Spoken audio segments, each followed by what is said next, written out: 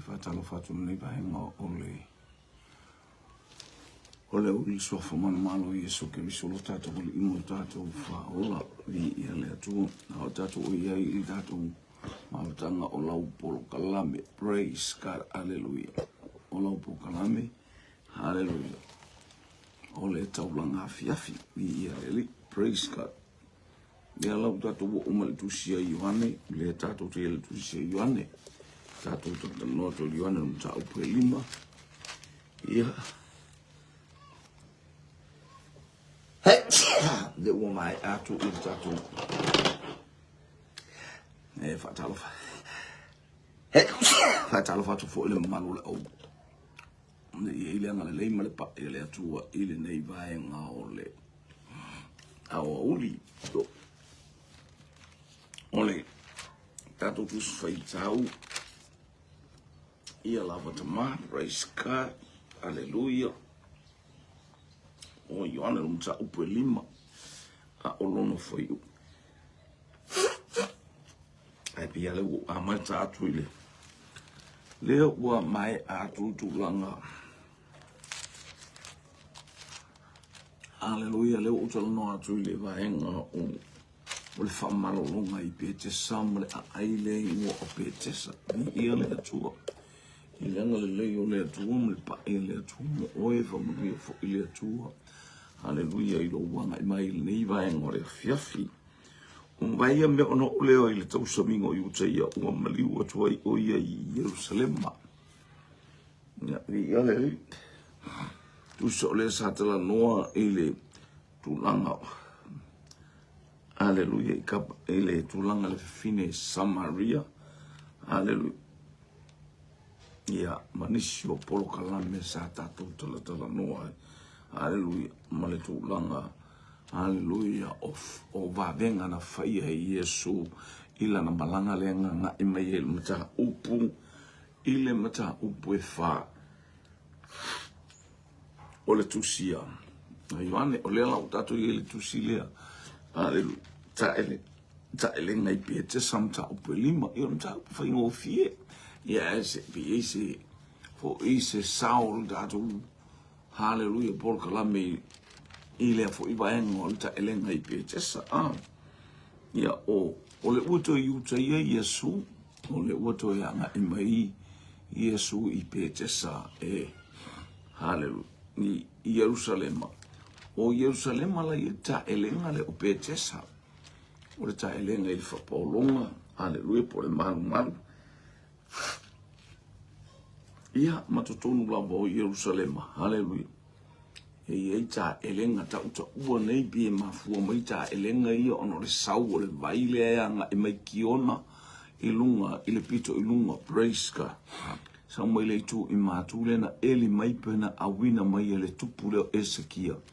Ia whaato e whaalau tele mai e lona atali. Ia le naia ia tatou ta elenga ia olo.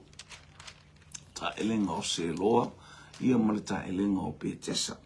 Le ta elenga le whapea o Yerusalema le ta elenga e la talata I whaito o mamoe o pe te salona ingoe le upu e peru e lima ona whapaolonga. Hallelujah. Ia ole hata leo le fale ia leu e whafonga mai o le fale lima ona whapaolonga. Hallelujah. E hanga I atuai praise God tangata e ta ele ma whaamalu wai pe a o le teimi whapitoa lea. Hallelujah. Sa ta oto ai tangata to tele o e mamai o e ta waso o e pipili mai mai tino vale o fata tali ai lenga epu le vai awa a o iona aso walu o to ile angelu le tailen o fanga epu le vai ile ole wa mua ole wa mua luifo. Hallelujah. Ina onga epu le vai ua malo lo o ia ile mai na mai ai o ia sel mana I ole ta elenga le sol sel mana I ole o fo mai ole ta elenga no foi lunga tanga mai no ngo leva na fatal tal ole ngo leva na I lunga ole mana onga le ya ta ua hallelujah praise God hallelujah o lo tāno no foi lungo le ta elenga le tele o taimi ma le tele o aso. Hallelujah. Ina ia ifa manu yanga le atua ia le pa ia le atua. Ia ile o mo le tamau ai ngo le atua ia ta ua ta te fiso ta ia. Ma fa manu ia ma ia ile atua. Hallelujah. Ia ta ua. La ia tangata mai o le ata o le upu o le atua. Hallelujah. Le asisto i ngā mai o lo o e mai ai. Hallelujah. Tali tonu ma e whaatua tua. O le teimi tā te tilo e po steim fo ia la unga ina ile upu e a le atua o i lava so se au auna. Po i lama so o stangata e na te whanga e pua pe na te whasoa ina le upu le atua i lea teimi ma lea teimi. O le ale mai o ia te oe, o le ale mai o ia te au. O ani whawhita au, o ani whaingata. Ia e whatuatua ma au whatuatua. Tā te malolo, po le ale tele o mai o ne ma o whai. O le tasi o le vai. Ai ka le kele o mi mai. Tele o tangata ma mai. Ia pi o nei vai tau. Hallelujah, ma au ma whatau vai. Whatau mai ma vai nā, whatau mai whale o. Whamajo, e se le whangu ngou. E se le whangu. E le whangu sasalapa. E se le whangu e le turmeric. E se umai. E se foi teimi e inu oi vai ia. E se foi ia mai. E iai mai e tate aloi. Tate fiula e inu vai. E o oi fuala au. E ele fuala au le suka. E ele fuala au le toto maualunga. E ele fuala au o tino ngangase. E ele fuala au o le ulu ni niva ma le ulu tinga. O amai ese. Ua whātū la whono i nai ese le matau tia se toi whalongo maso toi whaita o tūma vai imburea. Alleluia.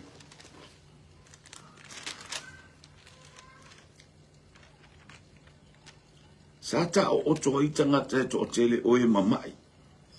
O e ta waso. O e pipili. Ta o oto i tangata e to o tele o e mamai. O e mamai. The multitude of people that stay, hallelujah, and live on this pool, hallelujah. E tele i tu ai ngā tangata no nofo i lungo le vai lea. I lungo le ta elenga lea. Tangata mamai, e makule kakau kaka mamai, le mai kale, o le mai suka, o le mai popo, o le mai lalafa. I o hai tu ai ngā mai, o e mai ai. Vi ia leli, o le mai pipili, ia o le mai tino vale, le mai tau waso. Ai tasi le vai, mai o le tau waso. Mai o le pipili. O ia tau mai ate i ta ua le malo si anga o le vai lea. O ia tau mai ata ua le matau tia o le mai lea, o le vai o le ola. O le vai o le whamarolonga. O le puna e ola ai le tino le mafau atoa maleanga. A e ta ele, a e whaamalu, e moa e o e whaamanu yanga sautu o rasi ma sautu o whafa.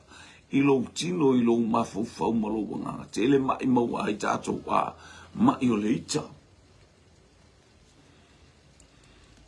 Hallelujah, loto le whaamangaro. Mai whaamaualunga. Mai fia fusu li tae au te tātou te mamai ai. A lea o tātou whalongo. Leo e whaafonga mai le nei a fiafi. E sele matau tia o le atua. E sele silisili. E sele silisili ese o le atua. O le ata o le upu o le atua. O le ata lea o le vai. Hallelujah, sau tate tae ele a maua o le lotoita. E te maua i a eita aua e te angasalai. Aua ne ingoto le la o e eita pea.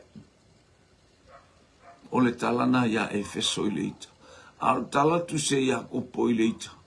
Hallelujah, e le tupu le ami o tonu mai le atua. I le ita o le tangata. Sa moa lo ua tunu. La uo, ma leo whalongo i le nei a fionga ma mana le atua, ma le upu fola le atua. Lau polo kalame tau langa fiafi. Whamalo siai o e whamalo sauta o i le vailea. Saute whatua tua. Whalongo i le upu le atua ma e whatua tua iai.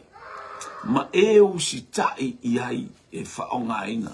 Stanga tae le fia inu fala wala fa fela na malo si pe afa ma yau fala au fo mai ai mai te musu e o la fa fela na malo lo pe afa in fa pe mai inu mo lo tale inu mo lo toto mawalunga ia inu mo tu langa o me mo lo mawai o ia lo tino o lo mawalo tino in mai ese o papala ma me ese le fa tonu mai ai sa witele inu al fala we fa pena fala aulea e mo mia ta te faita ua le upu le atua e mo mia ta te o ina le upu le atua tata talo i le atua ta lia Yesu i lo loto ta lia Yesu e fai mali i mafaola i lo wola ona fo ina mai le ia te oe tata talo o ta ma o te mo mia le nganga pa ia na te fa mala mala maina lo winu le fuala aule ioi haleluya lo no wingo le ato lo talia o le upu le ato i to tonu o lo loto haleluya le wata fa longo i le afionga le ato talia ke riso e fai mali i ma faola fo ina mo i tato be nganga pa ia e fa tonu fo la wina le wino le fuala aule haleluya Pian failo ya sa Alexia nga pa ia ili soi fomo tato wolanga tato tala noa tu spa ia ma tato fasoa tu spa ia ia lele Hallelujah ole ale ai se famo moile ile ola o tato aya tato te mama ai pe na titilo tata waila il Hallelujah tala tu spa ia Hallelujah. E tele tangata tutu mata i runga i. E watu e mamai a ena al tutu mata i. Sa iei fui tasi tangata e mai e tausanga e tolu se fulu ma le valu. Tolu se fulu ma le valu tausanga. O sisila su Yesu i ate ia o ta oto o sila fia foi ua loa ona i ate ia o le mai. O fetala i atu i ate ia tele le tangata. Nano mai ai pia le tangata. Ale tu ilungo le pu. Fa mai le si ai foi ai la le vai. O le tala anga na le tangata le. Ai na fa fea na o mai o le fisili. Na fa ve fea na o mai. E yin tangata na no mai atu o le mai i ai o ai tu ai. O le me afa o le pu na no mai au mai na o le te menga e pu le vai akolo i la le mai. Ai fa longo i tonga fiti tangata mala to upu. Mana tu tala e lo ia tu entonga fiti se tele e te pepelo ai ma e fasanga e le tu ma e uia e le pito ma e kami e fa pe e lo tele tala fa pe na o e fero wa e te fe alo fa ia ne ai hallelujah i lo fa longo praise God hallelujah i lo fa longo ile ta elenga i petes o songi ile akala fa longo le tangata fa longo o sila sa ye fo le tangata o sa mai i tausanga e tolu nga furu ma le valu kolu se furu ma le valu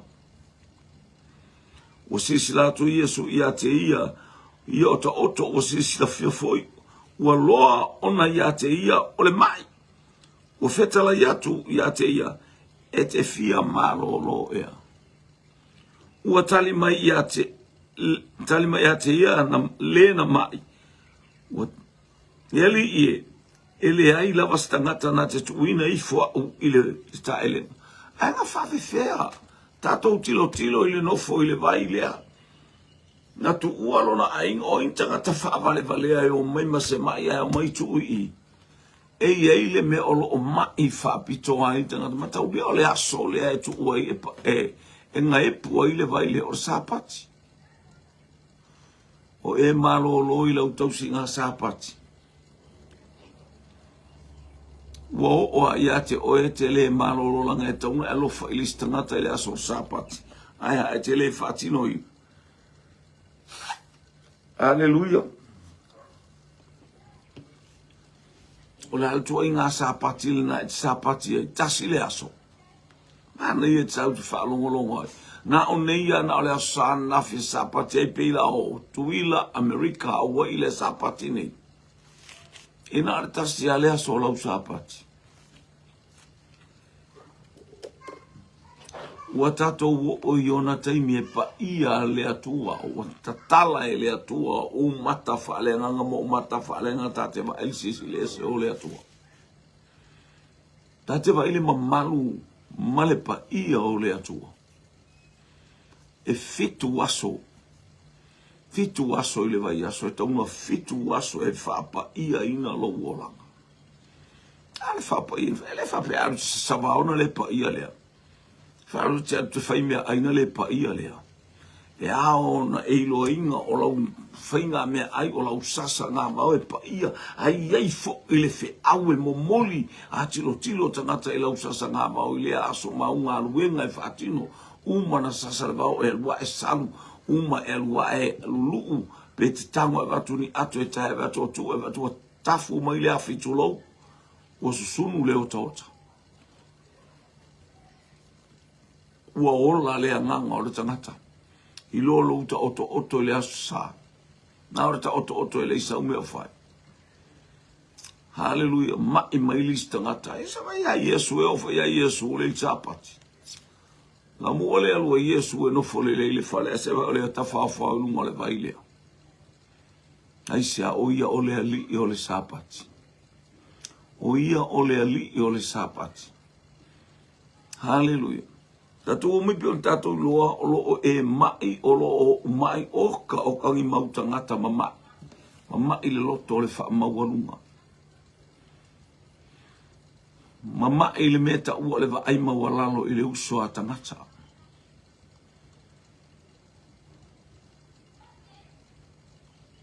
Te leitu ai ngā mai tatou te mama i ai. Le isi alofa i le olanga. Le aise manatu i le whanau. Le aise alofa i le uso. Le aise alofa i le tuangane. Hallelujah, wha maualunga tu uvalele o langa i mea umalapa. Ea, ole as tatou wabai. Tatou te le maua se fi le mu tatou te le tau toa e le kauko. O le sahapati le fa i ele sa uninga, o le sahapati le aso lea. Se ua whetalai atu Yesu, ona malolo. Hallelujah, pray. Ole sapati fai pule e iwa. Ole sapati fo i le aso. No wainga, e pa i aso umai lunga o le atua. E pa i aso, me ale aso i tapua i ele nu. Tapua i e takata pe on tatou tapua i fatasi. Ai le atu ua ngā ruenga ua mai e fai afu. O ngā ruenga na tatou te ilo ai. Hallelujah, le whapa ia ina o tātou olanga. O leo langa nau i le atua. O leo langa mo i le atua. O leo langa tango atu e whatino. Polo kalame lae sila fia e le atua. E tau un tātou whatino ina. E ola ilo wainga. E ola i utua oi. E ola ilo whale whai ngā ruenga. E ola i ngā ruenga le atua. Pe on tātou iei e kālesia taitasi. I aleli. Hallelujah. Ele leile atua i taimi umalapa. Praise God. E sili le atua. E winga ese le mata ngō fie o le atua. Hallelujah. Sau i pētesa. O pētesa e te malolo ai. Hallelujah. Sau i pētesa o le ata o le malolonga, le ata o le upua le atua. Tasi le vai, e malolo umai mai umalavo. O le ata o le upua le atua. Tua i lo whaatua tua. Tua i lo talitonu. Talia le upua le atua. Hallelujah. Talia le whetalai mai o le ali o le ola. O Yesu geriso lona suafa. Talia Yesu i whai mali i ma whaola i lo uolang. Talia i o tātou loto malea nganga male loto wha maulalo. Ina i o tātou wa ai. Hallelujah, yana whamau yanga sautu o whafafa. E mawhai ona taita ina i tātou ma e soifua i pia. Hallelujah, au wāro tātou i whamau yanga lea tua vi aleli. O le sāpati na whai ai lea. O le aso sāpati. O le mele o whai mai ai utaia i le tangata na whaamarolo ina. O le sāpati le nei e sā ona e ave ai lo moenga. Hallelujah. Tele nao mea o te mea ai o le a tau o mai ai utaia. Tū maanga i utaia le whea ngai ngatu ai. Ua tātou o mai le whātaunu wina e Yesu o mea uma ma le afio mai o Yesu o te le sau e tatala le tū lafolo. Na o sau e whataunu mea le leima mea silisili. O le alofa tu noa le nei o le atua mo oe mo au. Mo le uso ma le tua finta mantina le au whainga ruenga le atua. Hallelujah, o tātou talia ma le loto o wha amawala lau. O tātou talia ma le loto fifi e vi ia e le atua. Praise God. E sā ona aveilu moenga. Wa tali atu o ia te ilatou. O lena wha amarolo mai ia te au. O whetalai mai o ia te au. Abe ia lo moenga. Ma ia e savali. Ele wāra. Le ia masemea. O til tangata. O le ngalu e ngalo whana whai. La mena le na lato le whasiotia i Yesu i le ataimi.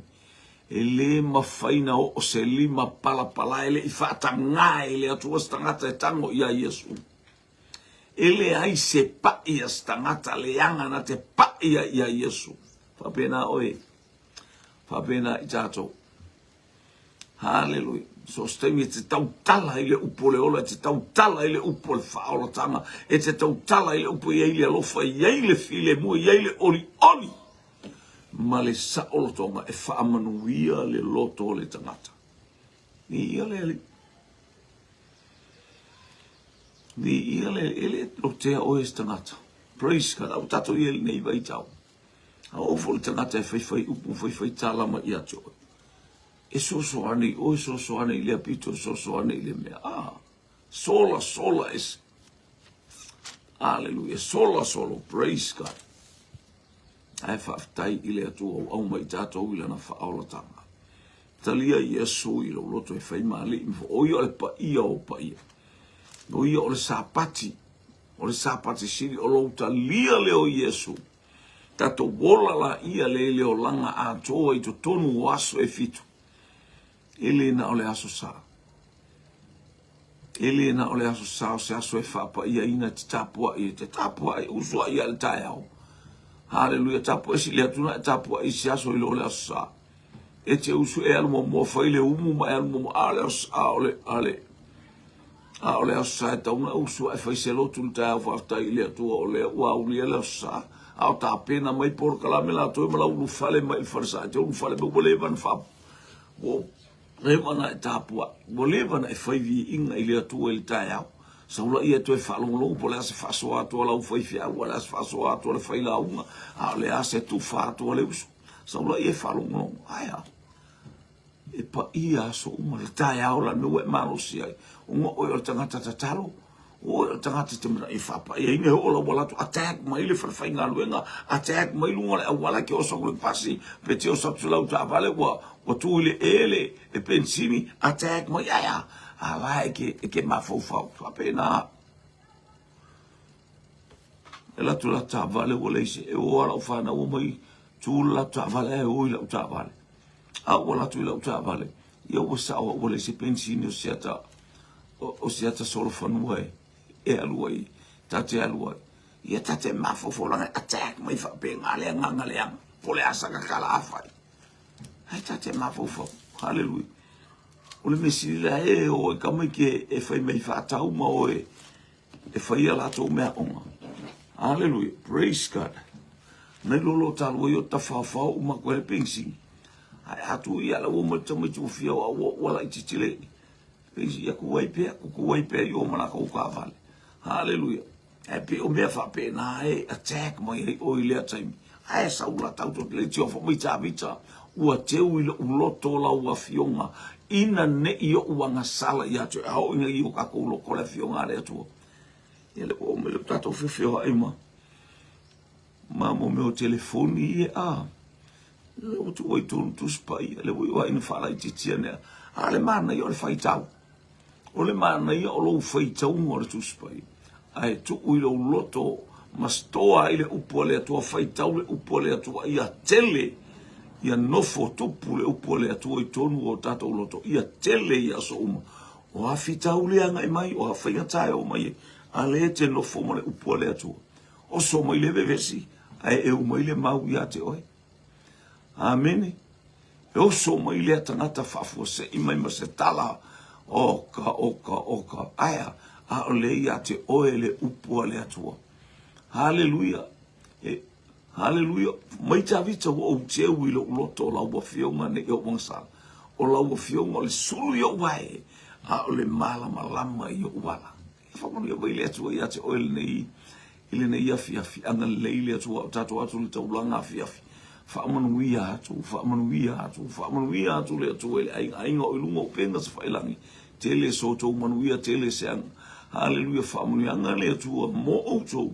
Ile tātou whaalongolongo whatasi ile a fionga pa ia le atua tama. Whamunuia lo ainga ilungo penga ta whailangi. Anga leme fo ilau fiel nei a fiafi por kalami whasoa le kalesia. I uatu mea uma ilo inga whamunuia o istangata o eise mai whaamarolo. Mato uo mai ilunga i pētesa. Mato uo mai ilau upu o pētesa le mea nei. O lau upu. Hallelujah. O le vai. O le ingoa o le vai.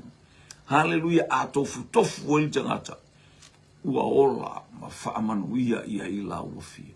O le atas, o mwhainga tā, o afi tā uli, o atauto aie, e gaile o langamara so iwa. A matou ta e ele whaalongolongo i lau upu, fufuru ai o matou whaale tonu. I lou feta lai mai e ala i au afionga paia. Tasi mai ona o Yesu. Amen, amen, amen. To God be the glory forever and ever. Amen. Nau o unga tau tua mo oi, i le nganga wha maulalo no Yesu. Amen, amen.